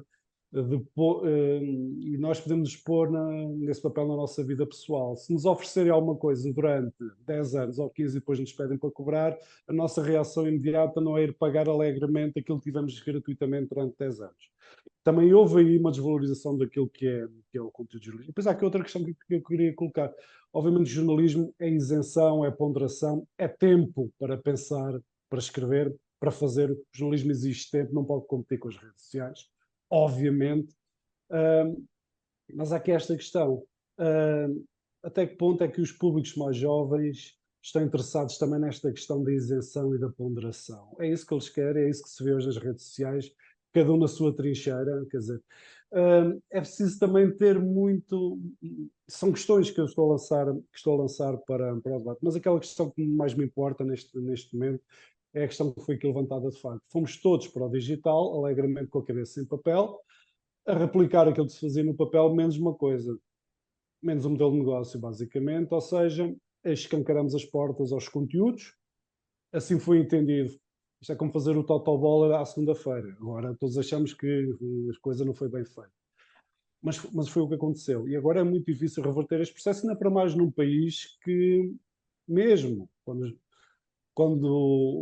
só havia jornais impressos e ainda não se falava do digital, nunca teve tiragens de grande monta. Portanto, nunca se compraram muitos jornais. Claro que se comprava muito mais, mas a venda de jornais nunca foi nada de impressionante neste país. Portanto, e basta olhar para a circulação paga dos anos 90 ou dos anos 80, nunca foi nada de extraordinário. Obviamente, incomparável com aquilo que se passa hoje. Mas pronto, era isto que eu gostava também de partilhar com vocês, de debater com vocês. E isto vai dar sobretudo à questão do papel que hoje temos enquanto jornalistas na sociedade e como é que a sociedade olha para nós. E o que é que realmente hoje vale um conteúdo jornalístico, nomeadamente para as gerações, das chamadas gerações TikTok. O que é que eu gostava muito de saber, o que é que elas acham do jornalismo, da importância do jornalismo. Eu sei o que é que vale o jornalismo para as pessoas da minha geração e até para a geração que me antecedeu, obviamente. Mas eu não sei, desconheço. Eu dou aulas na universidade e também sei o que é que representa mas eu não sei para os jovens que 14, 15, 16 anos, eu não sei o que é que o jornalismo representa para essa geração. Não sei o valor de notícia, o que é que tem, qual é o valor que eles atribuem, não é o valor de notícia jornalisticamente, mas qual é o valor que eles atribuem a uma notícia, à ponderação, à isenção, a isso tudo caracteriza a ação jornalística. Eu não sei o que é que vale hoje para as novas gerações o jornalismo nesse aspecto. É uma coisa que eu gostaria muito de saber, desconheço. Pode ser que um dia deste saia um estudo que nos ajude a compreender melhor como é que as novas gerações olham para a nossa prática. E o valor que lhe atribuem. Mas essa questão dos jovens, o que é que os jovens querem ou que gostam, alguma vez soubemos isso? Mesmo lá atrás. Quando nós éramos jovens. Sim, alguma vez já vemos o que os jovens querem. Andámos sempre aqui um bocado também à sapalpa delas, digamos assim. Mas hoje, o problema é que hoje, eu só faço esta pergunta porque hoje os players falou-se aqui dos influencers, eles terão a noção do que eles conseguem distinguir um influencer de um jornalista ou de uma peça jornalística, quer dizer, é isso, hoje há múltiplos players, na minha altura não havia. Hoje há uma realidade nova e há tanta, eu não vou chamar, tenho dificuldade em chamar a informação a certas coisas, mas há tantos estímulos informativos, tantos vindos de tantos lados, que o jornalismo provavelmente até passa-lhes ao lado ou pode passar ao lado se não forem alertados para isso e para a necessidade de terem atenção. E eu não vou entrar no domínio das fake news e das notícias falsas e da manipulação, mas é sobretudo por isso que eu gostava de compreender ou de entender o que é que o jornalismo hoje representa para os mais novos. Precisamente porque as fontes, entre aspas, aqui de informação a que eles acedem, quer dizer, nós na nossa altura estamos praticamente resumidos aos mídia tradicionais, aos chamados legacy media, quer dizer, e a pouco mais, era a rádio, a televisão e ao jornal. E às conversas de café, e Eles hoje são influenciados e informados de maneiras que nós nem sonhávamos. Muito obrigada. Eu agora vou passar ao público. Entretanto, só queria dizer uma coisa, nós tínhamos convidado, portanto, a Joana Latino. A Joana Latino é que disse que vinha, entretanto, não recebemos nenhuma informação se teve algum problema ou não. A Joana é jornalista da SIC, e tem aquele programa que é em agosto, que é Olha ao Verão. E nós, o Conselho Deontológico, que já agora sublinho, que é a única classe profissional, pelo menos que eu saiba, cujo sindicato tem um Conselho Deontológico. Portanto, e esse sindicato, embora o Conselho Deontológico, embora surja no âmbito do Sindicato de Jornalistas, é um órgão completamente autónomo, independente, e temos recebido queixas desse teor também, mas o que podemos fazer são recomendações. E uma das queixas que nós recebemos foi precisamente sobre o Olho ao Verão, em que um telespectador questiona, lembro-me na altura, que foi um programa sobre Castro Manaí, em que apresentam uma unidade hoteleira, apresentam um restaurante e outra. Normalmente eles vão aos sítios e apresentam três equipamentos, 3 produtos, o que é que seja. Pronto, exatamente. Pronto. E nós questionámos a direção no sentido de perguntar, da SIC, exatamente, que é a SIC, no sentido de perguntar se aqueles conteúdos eram pagos. A resposta que lhes deu não foi que aqueles conteúdos eram pagos. Eventualmente pode haver a oferta de uma estadia, pode haver a oferta de um almoço, de um jantar, etc. Pronto. E desde aí falamos para a questão de facto de haver códigos autorreguladores. Nós questionámos, por exemplo, e tentámos ver se a SIC tinha algum código de conduta e não encontramos esse instrumento. Sabemos que, fazendo a parte a SIC do Expresso, o Expresso tem essa conduta. Como, por exemplo, o DN tem um código de conduta, os jornais, a maior parte dos jornais têm, ou seja, imagino, sempre que formos, o jornalista é convidado numa viagem, isso às vezes acontecia porque havia um congresso lá fora, ou determinado evento em que o jornalista é convidado e paga, portanto, quem convida paga essa deslocação. Obrigatoriamente, nós tínhamos que dizer que o jornalista foi a convite da A ou B, pronto, porque de facto é a questão da transparência. A questão da lei e da questão destas situações existirem pode de alguma forma ser matada se existisse transparência. Se as pessoas não têm problema nenhum em dizer que foram convidadas, então porque é que isso não se diga? Para não haver aqui equipes. E a nossa recomendação foi nesse sentido. O jornalista pode ficar sem carteira, e o jornalista sem carteira não pode exercer, não pode trabalhar. Se provar que fez esta incompatibilidade que é a história da publicidade. Era só isso.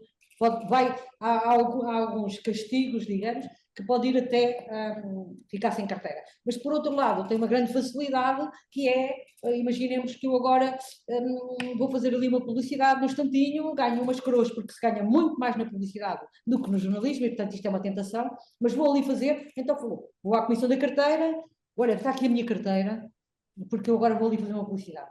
Não diz, mas pronto. Não, mas é assim. Não, entrega a carteira a dizer. Sim. Vou agora fazer uma coisa é compatível. Sim. Porquê? Porque entrega a carteira, não quer perder o número, nem a possibilidade de renovar rapidamente quando tem. Porque se não fizeres isto, podes perder direito à carteira. Portanto, tu vais lá no instante e dizes, agora vou fazer ali uma coisa de incompatibilidade, que é como dizem os assessores, não é? São nomeados. E eu já volto. Obrigada, mas sim, é importante, de facto. Então agora passamos... Deixa-me só dar uma pequena nota. Pronto, eu sou a Manuela Costa Soares, faço parte do Conselho Deontológico, também sou presidente deste órgão, foi eleito há um ano, deste mandato. Esta recomendação que a Sr. Neves mencionou sobre o programa Olho ao Verão, há uma coisa que nós temos procurado em todas as análises de queixas que recebemos, como nas recomendações que temos feito, e aconteceu nesta da recomendação do Olho ao Verão, que não se restringam unicamente ao caso que foi objeto de queixa. Ou seja, esta situação do Olho ao Verão, de alguma forma, encontra reflexo e espelho em muitas outras situações, que não sendo iguais, mas que se espelham, encontram-se pontos semelhantes, e por isso está dito na nossa recomendação que deve ser, que esta recomendação é válida para todos os órgãos de comunicação em situações análogas.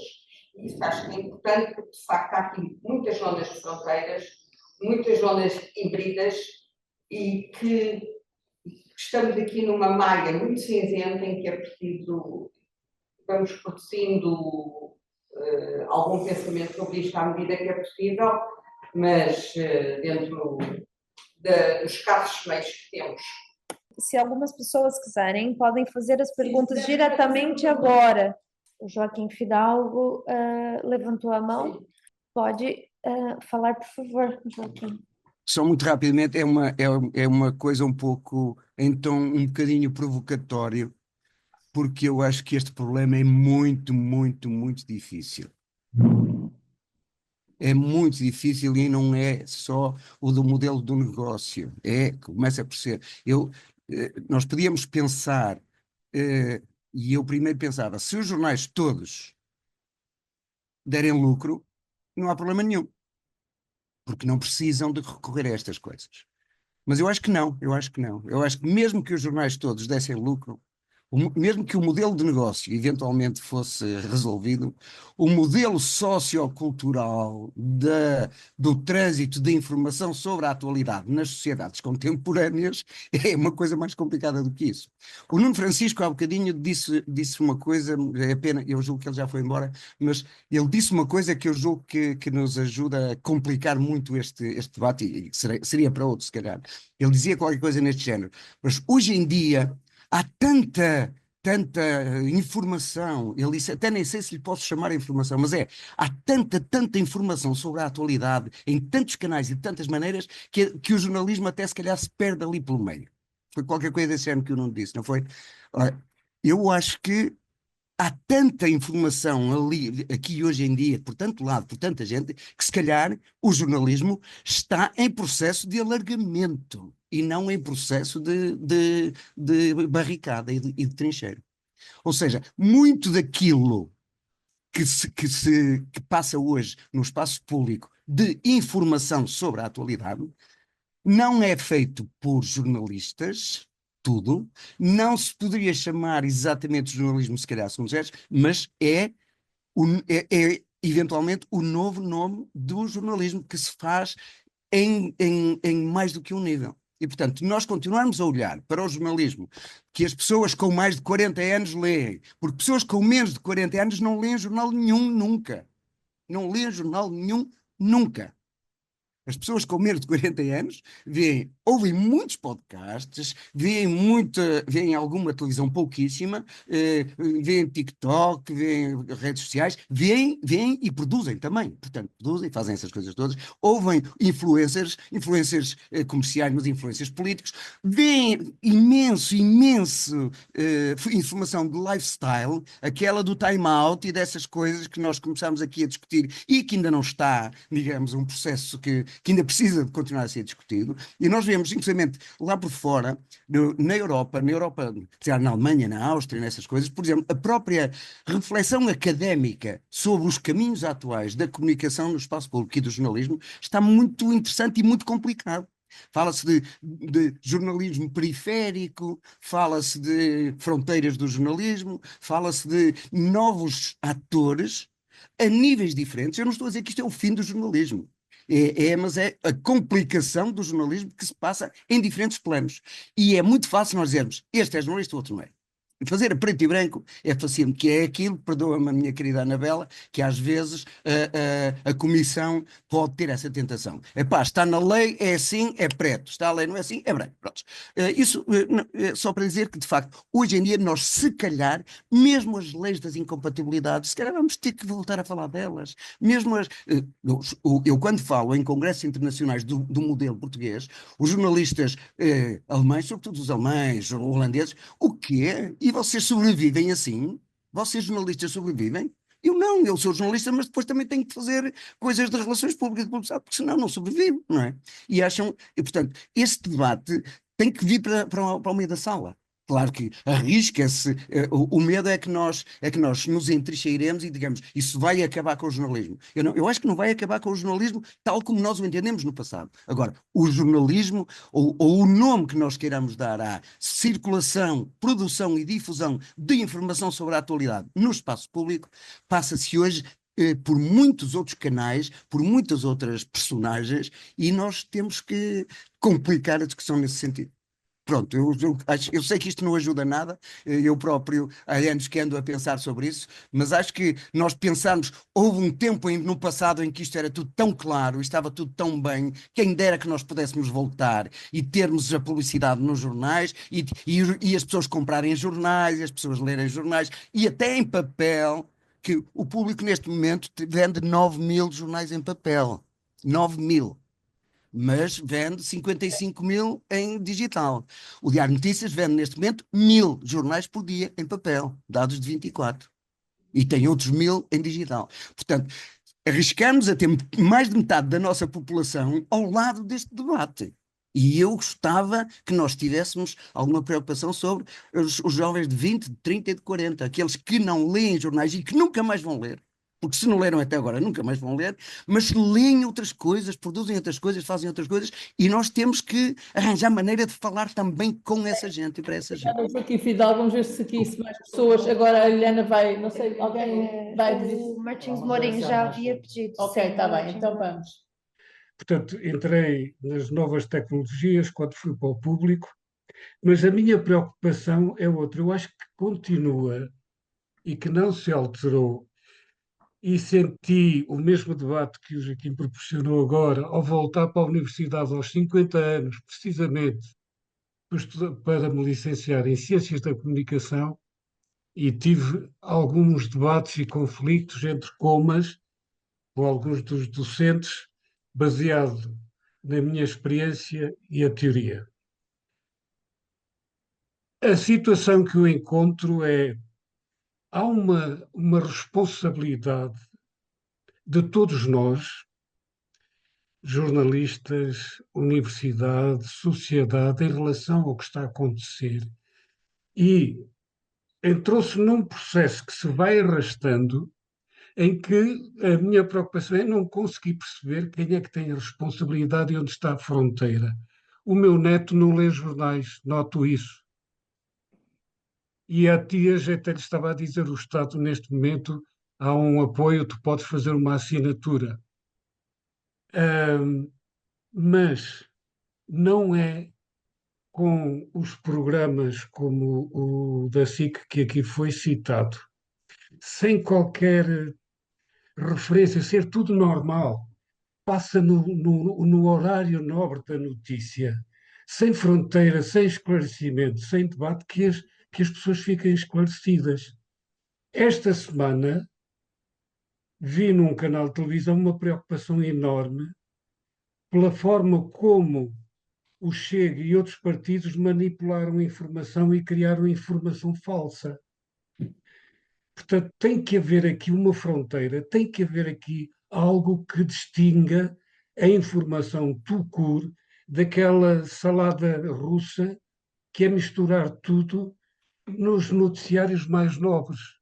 A situação é de tal ordem, por exemplo, há bocado falava-se do horário, era o Nuno que falava de ouvir as notícias à hora certa. Agora os noticiários nem começam à hora certa, com uma obsessão de última hora, às vezes com 2 minutos antes do outro, e depois tudo aquilo é uma informação mimética. Agora é debater o próximo governo, depois há de ser a Taça de Portugal, depois tudo igual, tudo igual. Não há reflexão, e essa é a minha preocupação. Eu não sei, aqui temos uma responsabilidade, nós também, jornalistas, do meu ponto de vista, porque deixamos que mandassem em nós, nas redações, no capítulo editorial. A Anabela recordou, mas os conselhos de redação, ou quando se falava de sindicatos, parecia-se às vezes, em algumas redações, parece que era assim: isso é da ferrugem, é do pessoal da ferrugem. Nós somos outra coisa, nós somos jornalistas, somos intelectuais, e não é. E, portanto, há uma parte da nossa responsabilidade, e no caso concreto português, há também uma responsabilidade enorme sobre os proprietários dos órgãos de informação, que olham para eles como se fossem fábricas de salsicha, e não o são. E esse debate nunca foi feito, e esse também é um debate em que eles têm que vir para a mesa para perceberem o que é há de mudança. Agora, eu também não tenho solução, mas a mim o que me preocupa é precisamente este estado de degradação do jornalismo, a que chegamos, em que parece que é tudo igual. Já agora, só uma observação, Joaquim. Eu recordo-me que no tempo em que estive na Federação Europeia de Jornalistas, os nossos camaradas alemães não têm carteira profissional e são na altura até nos pediram a nós e aos franceses precisamente a nossa experiência. Eu recordo-me que ainda estava na direção do sindicato, que nos pediram qual foi a nossa experiência, porque eles queriam depois ter carteira profissional e pôr também alguma ordem, porque, por exemplo, o mesmo debate que estamos a ter aqui, os jornalistas de enologia, os jornalistas do turismo, os jornalistas de outras áreas, e tinham nessa altura, estou a falar final até mais ou menos meio dos anos 2000, tinham essa preocupação. Mas na Alemanha, aliás, creio que só na União Europeia, só Portugal é que tem um estatuto de jornalista e tem a profissão definida em lei. Creio, não sei, durante muito tempo éramos só nós que tínhamos a profissão definida em lei. França tem. França. Bom, então, Era isto que eu queria dizer. Digamos, tenho mais, continuo com as minhas preocupações mais do que ter a certeza do caminho que nós estamos a seguir. Acho que é um caminho mau e que a qualidade do jornalismo que temos apresentado vai se degradando cada vez mais. Lamentavelmente. Obrigada, Mas João. obrigado pela iniciativa e os parabéns. Obrigada. Então temos mais aqui uma pergunta.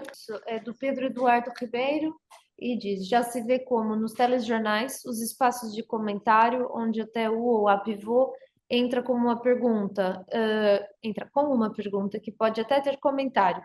Entram por aqueles adentro, aquelas peças de jornal com brincadeiras da redação e da produção também. É um comentário, não é uma pergunta, mas acredito que seja efetivamente a última. eu até gostava de dizer aqui uma coisa. Eu durante anos e anos, até fui contra a carteira de jornalista. Acho que até eu própria acho isso interessante, porque se eu no mundo ideal, eu acho que não é preciso carteira nenhuma. E julgo até que poderia acontecer uma coisa como eu julgava que nos primeiros anos de jornalismo e mesmo depois, que é uma pessoa está consciente do seu papel, está consciente daquilo que deve fazer, portanto eu não posso fazer, não faço. Nesse caso, a publicidade, não é?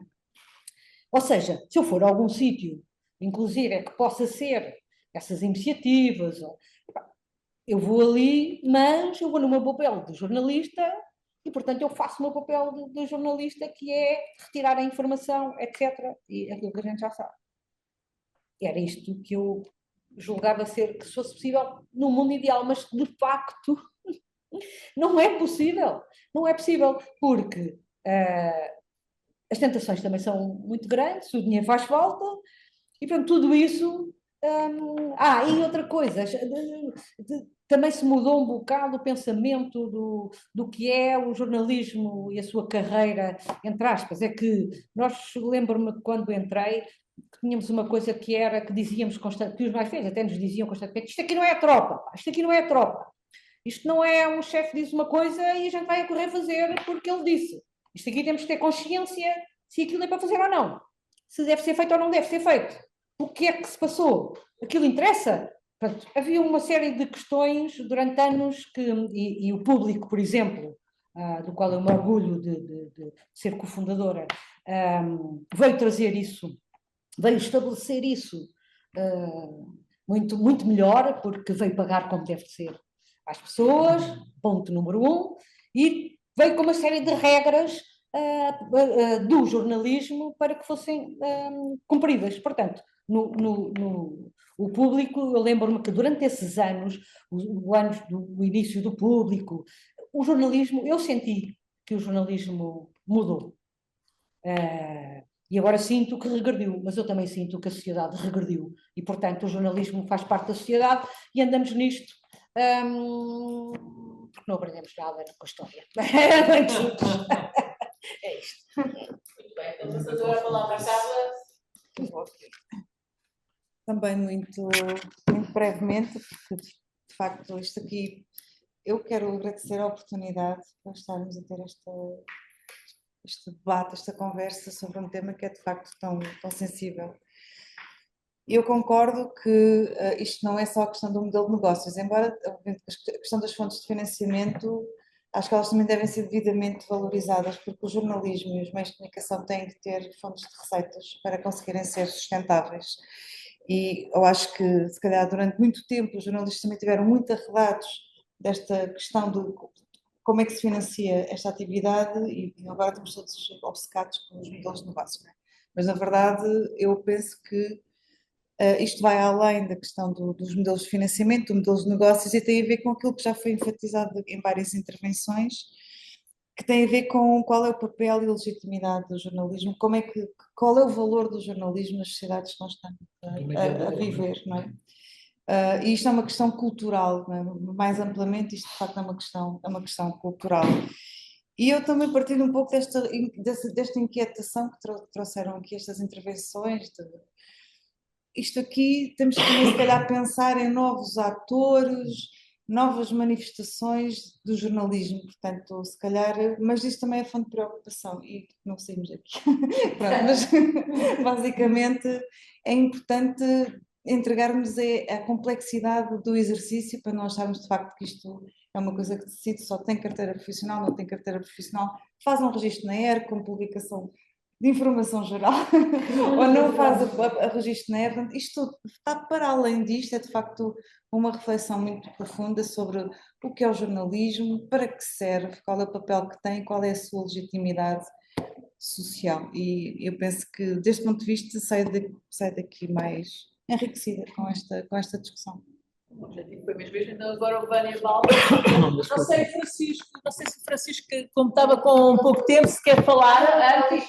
Se eu estou a ver, quer falar, se calhar como está com pouco tempo, ou pode esperar mais 5 minutos. Eu estou a aproveitar, estou a fazer a primeira página do Jornal do Fundão enquanto os ouço atentamente. Estou a fechar a edição. Não, quero agradecer.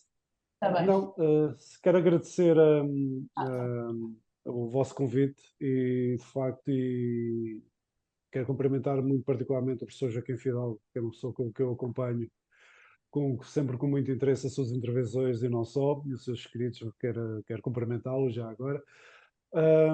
E de facto temos mais problemas encruzilhadas do que naturalmente soluções. Independentemente de tudo o que foi dito sobre a questão da publicidade, vai ser uma questão cada vez mais premente e as fronteiras vão ser cada vez mais testadas e ninguém tenha a menor dúvida sobre isso, à medida que os cofres das empresas que sustentam a prática jornalística se vão esvaziando e estão-se a esvaziar de uma forma cada vez mais insistente ao longo das últimas décadas. E, portanto, cabe-nos a nós também, jornalistas, e eu, apesar de estar à frente do Jornal do Fundão noutros domínios, eu sou jornalista, eu estou emprestado à função de gestão do Jornal do Fundão, eu sou jornalista, e nós jornalistas temos que rapidamente pensar sobre essa, e a discussão tem que partir dos jornalistas, e não tínhamos ilusões, não vai partir de outro sítio qualquer. Isto vai ter que partir do seio da profissão, vai ter que partir de nós, porque aquilo que nós temos, e olho para o Jornal do Fundão muito particularmente, aquilo que mais valioso temos são as marcas jornalísticas. E é aquilo que as pessoas... E o apagão recente que nós tivemos foi um exemplo absolutamente extraordinário da importância do jornalismo. Antes da rede se ir abaixo, isto me dá a hora do almoço. Eu lembro-me de estar à porta do restaurante que ainda servia comida ao lado da minha casa, que é a minha cantina particular, basicamente, que é lá que eu almoço todos os dias. Eu estava a ver as redes sociais e estava a ler coisas absolutamente inacreditáveis. A desinformação, as notícias falsas não perderam um minuto a começar a... Quer dizer, eu li a coisa sobre a NATO estar em prontidão, coisas tão absurdas como esta. A NATO já está em prontidão, o sistema de mísseis não sei o quê foi abaixo. Eu li a coisas absolutamente... E o que é que me salvou mais uma vez? O que é que me salvou mais uma vez foram os rádios a pilhas. Neste caso, estive a tarde toda sintonizada na Antena 1 e houve muitas pessoas, provavelmente, se calhar, que estiveram na Antena 1 ou na TSF, eu particularmente estive na altura, e que já nem se lembravam de ligar um rádio, muito provavelmente. E foi mais uma vez, a nobreza e os nossos colegas já Antena 1 fizeram um trabalho absolutamente notável, e é bom que isto seja repetido até a exaustão. Os colegas da Antena 1 fizeram um trabalho notável naquele dia, mesmo sendo repetitivos, não caindo em tentações de estar a extrapolar coisas.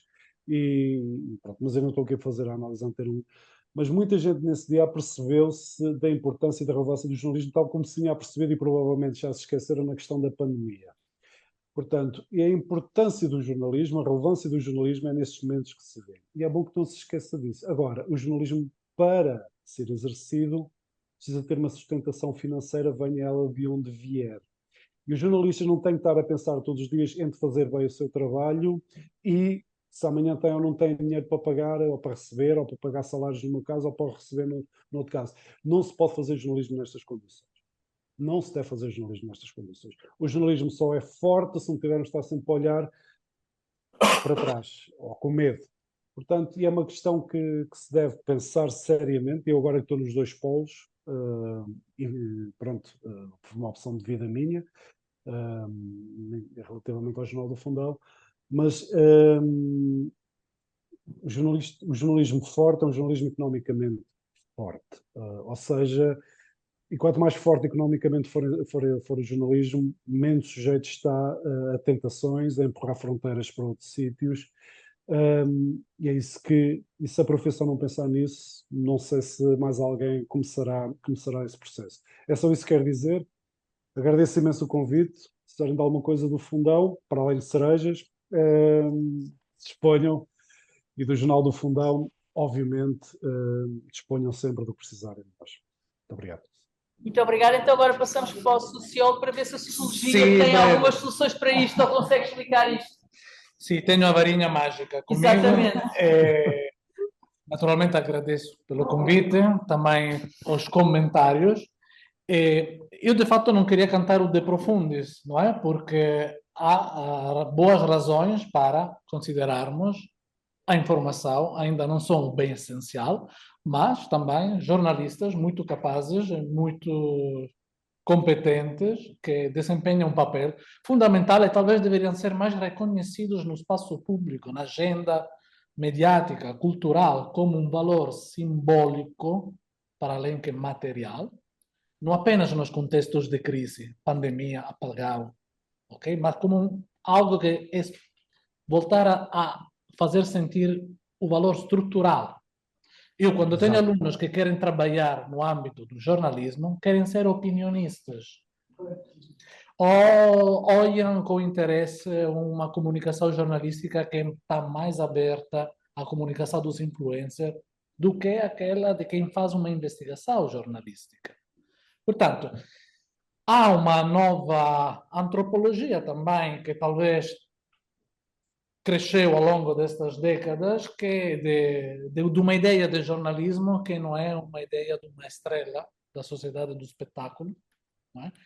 É gravíssimo saber que canais televisivos nacionais disfarcem, não é? Reportagens por promoções, não, aliás, promoções por reportagens, portanto, bem-vindo o fato que possam ser denunciados. Parece-me também interessante porque há casos onde o jornalismo de patrocínio, não é? Cria ordem, limpa um bocado.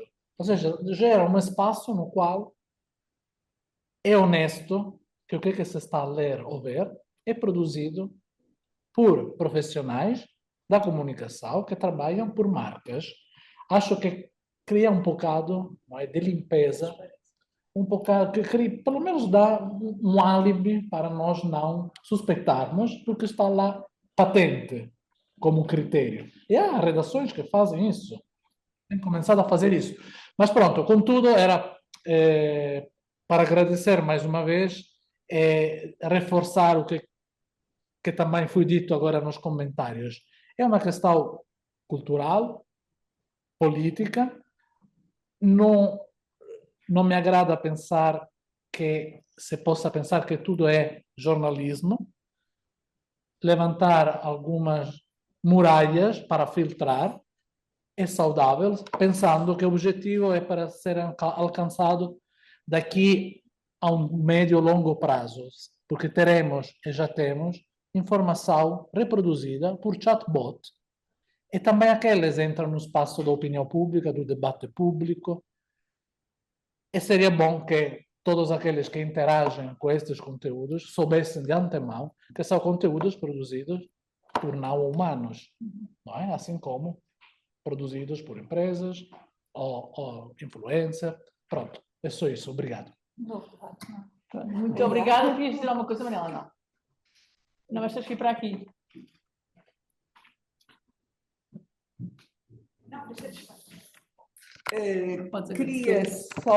Queria agradecer a todos os participantes, todas as pessoas que assistiram ao colóquio. Queria fazer aqui um agradecimento que já foi feito no início pela CEL, mais formal, à Casa de Imprensa, que nos cedeu o espaço, acolheu, etc. E cedeu-nos a tecnologia, porque no primeiro colóquio tivemos uns problemas na transmissão digital, e por isso queria fazer esse agradecimento. E queria dar duas notas que ainda antes do colóquio no grupo do Conselho Deontológico estivemos a conversar entre nós, porque nos tinha aparecido, uma pessoa enviou-nos um lembrete de um prémio chamado de jornalismo de marca, seja lá o que isso for, que então mandaram-nos esse lembrete, dando conta, quase como uma ironia que agora no dia do colóquio, que dentro de alguns dias termina o prazo para as candidaturas a esse prémio. Quando um grupo de empresas, uma associação de empresas, faz um prémio de jornalismo de marca para, de alguma forma, para promover as suas marcas, está aqui a entrar numa zona perigosa, que é o gerar confusão e gerar entropia nesta questão dos conteúdos patrocinados e dos conteúdos verdadeiramente jornalísticos, sobre os quais eu acho que é necessário haver baias. Não vamos erguer muralhas, mas temos que ter baias bem definidas e não as podemos perder no presente, esperando um dia no futuro ter respostas mágicas, porque as respostas mágicas vão se construindo e não são mágicas, são as possíveis. Por outro lado, queria deixar apenas uma nota. Este Conselho Deontológico, esta composição, estamos a trabalhar há um ano, e ao longo deste ano, nós só publicamos, só divulgamos recomendações e análises de queixas sobre as quais decidimos abrir processo, por entender que há manifesta matéria para a abertura de processo, mas respondemos a muitos protestos e a muitas queixas que nos chegam. E a confusão é tal que grande parte das queixas, que muitas das queixas que nos chegam, mais do que aquelas que já foram mesmo analisadas com processos, mas, no entanto, respondemos a todos os protestos que nos chegam, muitos deles são de matérias que não têm nada a ver com jornalismo. Porque, primeiro, dizem respeito a pessoas que, de facto, surgem no espaço mediático, mas não são jornalistas. E o Conselho Deontológico, quer pelo seu regulamento, quer pelo Código Deontológico, só se debruça sobre queixas relativas a jornalistas. Que está bem definido, tem que ter carteira profissional, tem que cumprir uma série de requisitos. Muito obrigada a todos que participaram. E vamos acabar, no fundo, é o que a Anabela Natália disse, não é só um problema de jornalismo, é um problema da sociedade. E muito obrigada por terem participado e até ao próximo debate. Obrigada.